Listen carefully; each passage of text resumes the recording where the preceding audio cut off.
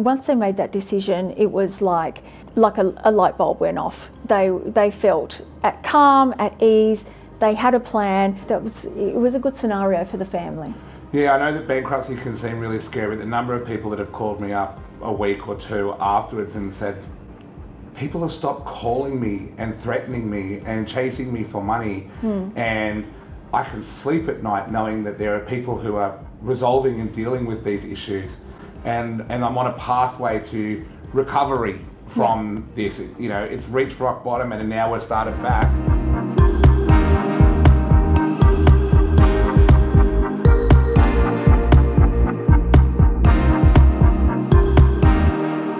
Hi everyone, Liam Bailey here from O'Brien Palmer, and today I'd like to introduce you to our newest team member. This is Kylie. Kylie, welcome to OBP. Thank you. Kylie's joining us as one of our business development managers, and today we'd like to have a chat with Kylie about how she got into this sort of a role, how she likes to go about helping people, and specifically how she might be able to help you. So Kylie, welcome. Thank you. Kylie, would you mind telling us a little bit of your background about your experience that you bring into the role of business development at O'Brien Palmer, and specifically how you can help people like our directors and people who might be considering engaging people from O'Brien Palmer about bankruptcy or liquidations or business turnaround strategies? I've got more than 17 years worth of experience in the industry. I've worked in some of the major firms in Sydney, and also I have worked with all kinds of different directors and lots of different industries. 17 years, you would have seen a lot of changes in the industry in that time. Yeah, what's the biggest change of recent times that's impacting the type of advice and the type of assistance that we can provide to people? Of course, it's the ATO. You know, their demands on company directors, on small business, and how small business are moving forward, how directors are making decisions what to do with their financial life and their businesses going forward. What are the typical sort of clients or the typical people that you are talking to on a daily basis, and what's the sort of problems that you're finding that they are dealing with? Most of the time it's the small business director who has basically stuck his head in the sand for the last couple of years, and now he has to make those crucial decisions on how he's going to move forward in his business. You know, whether he's going to move forward in payment plans, working out how he's going to pay his tax debt. You say he. Is a typical person that is coming forward and looking for advice at this time, are they usually men? Majority of them are male directors at the moment, yes. We know statistically that among small business operators, they are statistically outweighed in favour of by men in this position. But that doesn't mean that there's anything particularly exclusive about the people who need our help and need advice. That's correct. Kylie, are there any specific industries at the moment that are experiencing extra difficulties or lots of problems? Yeah, the building industry for one. They're taking a huge hit in this climate, economic climate. Transport industry is another one, with all the problems with fuel and everything else that's going on. They're being reached out to by the ATO with stat demands. We're also seeing DPNs going out at the moment, directors' penalty notices. There is garnishee notices, and now we've got a new one, which is a prosecution letter from the ATO. Yeah.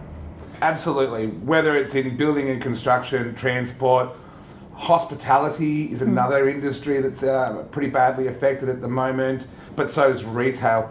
Rising costs, increased regulation, all these things are putting a lot of pressure on businesses, and unfortunately a lot of them have reached tipping point, especially as the ATO becomes more assertive in the collection of tax. And superannuation for employees and the major drive that's coming forward, which is, while obviously a very important thing for employees, is just another factor on top, which is creating more pressure and causing businesses to feel the crunch. When people contact you for advice, what's your usual process that you go through about getting the information that you need to be able to work out how best we can help people? I make the time to sit down with the client and go over what's been going on with them for the last, through their business life, and where they actually came into difficulty. So I take that time to go over everything with them. It doesn't matter how long it takes. We just sit down and have a good chat or a coffee or whatever it is, and we work on what the problems are. When you were coming on board, it sort of occurred to me that I think you'd be a very friendly and open person to have a chat about the sorts of affairs, the problems that the business is having. How do you find the best way to reach out to people, connect with people so that they can talk to you and tell you what's really going on? We usually meet up in a space that is suitable for them. I usually go to the client. Yep. And we sit down together and have a good chat. Oh, look, I agree completely. There's nothing worse than the olden days of liquidators showing up in black suits, white shirts, ties and clipboards, walking through the door like a pack of corporate undertakers. That's only going to freak everybody out, and it's not a great way for us to build a trusting relationship. So I'm much the same. If someone's reaching out and they want some assistance from me, I like to be able to go to a coffee shop or somewhere that we could all just sit down, relax, have a chat and really talk about what's happening and get to the essential information. Yeah, that's right. So now you've reached the point where someone's been able to tell you all the information that they've got, they can. How do you go about sort of diagnosing or triaging the situations, the problems that you're identifying? Well, I go through with them, and sometimes with their accountant also. We can do that as well. Sit down and go over, what's been going on, if they've got any creditors chasing them, if they have anything else going on in the business that is detrimental to them. Yeah, I think it's amazing how many directors would sit there and say, hey, this business is under stress and I don't know how to talk about or define it. But once you sit down and ask them the questions about what are they seeing and experiencing in their daily life, they come to realize that they actually do know the problems that the business is facing. They do have all the information relevant to putting together a solution and dealing with problems that have arisen far more than they think they do, and that they can just sometimes be intimidated by the technical nature or the financial jargon that is associated with dealing with financial difficulties. Particularly because so many people are running businesses, so they're very good at what they do, but they're not accountants, they're not bookkeepers, they're not lawyers, and so all of that formality can be quite overwhelming. How do you find that when talking to directors? Very common. They can be a great electrician or a great tradesman in whatever they do or whatever they turn their hand at, but they're not bookkeepers. And most of the time they have no idea what the position is or where they're up to. And that's increasingly a problem as we pile more and more regulations on businesses, greater compliance costs, the obligation for payday super, whether it be anti-money laundering or counter-terrorism regulations, whether it be single-touch payroll. All these things are just providing more and more work and more complications on people who are just trying to operate a business and provide for their families. I think our role, first and foremost, is to really try and simplify that down to be able to understand at brass tacks what is the business, what is it doing, and what are the problems that it's facing so that we can then start working out the solutions. That's right. Do you find that a lot of people, when they're reaching out for advice, haven't reached the point where they worked out really what they want to achieve? Most of everyone. Most of the time, absolutely. Yeah. So we've got financial difficulties, we're reaching out for help, but we don't know, do we want to turn this business around? Is this something that we really want to continue doing? Is it a fight that's worth having? Do we want to put a company through a voluntary administration or small business restructure to try and save the business? Or are we looking for a gracious exit strategy to allow us to move on to doing something different? And that conversation over a cup of tea can be one of the hardest, but also most rewarding part of helping people. That's right. I've found. My plan is to just give them as much clarity as possible and all the information, then they make their decisions. And I'm just there to support them from go to woe, basically. Whether it's from the point of view of an advisor or a registered practitioner, that's absolutely our role here. Without judgment, is to provide as much information as possible about the options that we see that they're available, how those options might play out so that you can make informed decisions. Once somebody has made the decision, what do you see your role as being after that? I'm their support person basically after that. I go in, I help them with the next step. We go through all the statutory compliance, we get the paperwork done, and we get the appointment started. Look, I think that's a fantastic role and a really useful resource and a great reason why you should reach out specifically to OBP. Little plug there. The paperwork alone for putting a company into liquidation, we're expected to get directors to complete directors' questionnaires and a report on company affairs and property, which looks incredibly complicated because it is pages and pages, but when you break it down, it is usually just an asset and liability summary and some basic information about day-to-day operations of the business. But the form is so complicated because it needs to cater to every single type of business that it can be quite overwhelming. That's right. I know that you and any of our staff are always available to assist anybody as they go through this process. Absolutely. Now, you said you've been doing this for 17 years. You must have some really fantastic stories about people that you've been able to help along the way. Is there any that really stand out to you? There has been quite a lot over the years. There was a young couple with small children and they had a trucking business. They had a transport business with prime mover trucks. They were struggling to make ends meet and they were also struggling, their invoices getting paid. They got into a position where they had a super large tax debt. They could not go forward and they had to make the decision to go into bankruptcy because the debts were on the director personally because of signing personal guarantees. I managed to assist the director into bankruptcy and supported him. Once the director and his wife made the decision that they could not keep going forward, the tax debt was $500,000. There was no way they were coming up with that sort of money in a very short period of time. They had no other opportunity but to go into bankruptcy. And once they made that decision, it was like a light bulb went off. They felt calm, at ease.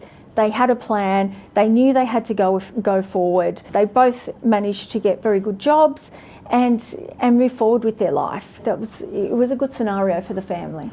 Yeah, I know that bankruptcy can seem really scary. The number of people that have called me up a week or two afterwards and said, people have stopped calling me and threatening me and chasing me for money, and I can sleep at night knowing that there are people who are resolving and dealing with these issues, and I'm on a pathway to recovery from this. It's reached rock bottom and now we're started back. That sense of relief is really visible on people. So I know that many people are scared by that, but obviously you've been there to help people through this process and watch them come out the other side, which can be very rewarding. Yeah. What about people who really wanted to find a way to turn their businesses around and save them? Another very good example of clients that did have a very good outcome was when they did a small business restructure. The business was trading and it was a good business. They were compliant. They had done all their tax lodgements, but just got behind in their tax. And at one stage during their trade, they were a little bit cash strapped. So that was enough to push them back. So they made the decision to do a small business restructure. We went in, we did all the paperwork and supported them through that part of it. We, worked with them for the 20 days until their plan was put together. And then we also managed to get them some funding. So instead of going on a payment plan for that 12 to 15 months or whatever the plan can be, they decided to pay out that SBR negotiated amount very quickly. They sought some finance from some SBR lenders who do specialise in lending people money who have a tax debt. So they gained those funds.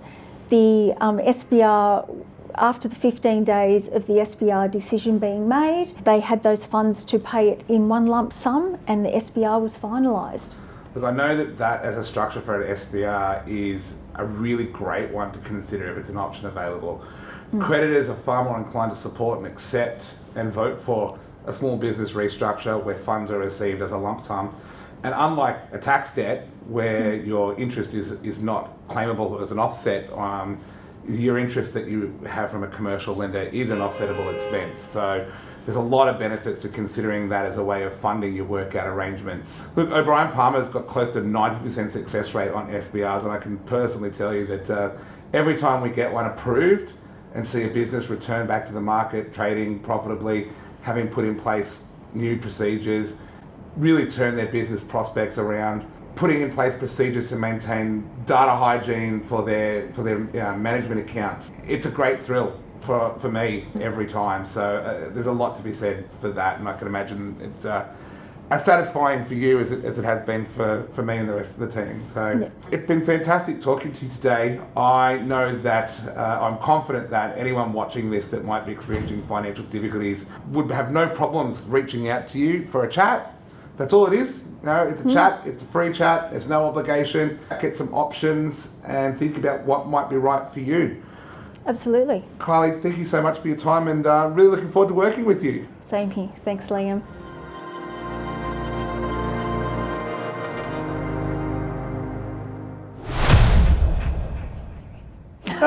Don't worry about it. We'll take care of that. I know. And I noticed it as well. That's why I thought I was just going to... Sorry. It was good for you to... Greater compliance greater compliance costs. Let's not laugh at the compliance costs. Yeah. You said it. I will. There we go. Bloody great. Not so bad at all. Yeah, it does make it makes it better when you've got somebody who's so relaxed and it just comes off his, rolls off his tongue. No. All right. Smile. Okay, you just come in more than leaning. Yeah, that's it. Thinking LinkedIn. Think LinkedIn. That was more Facebook.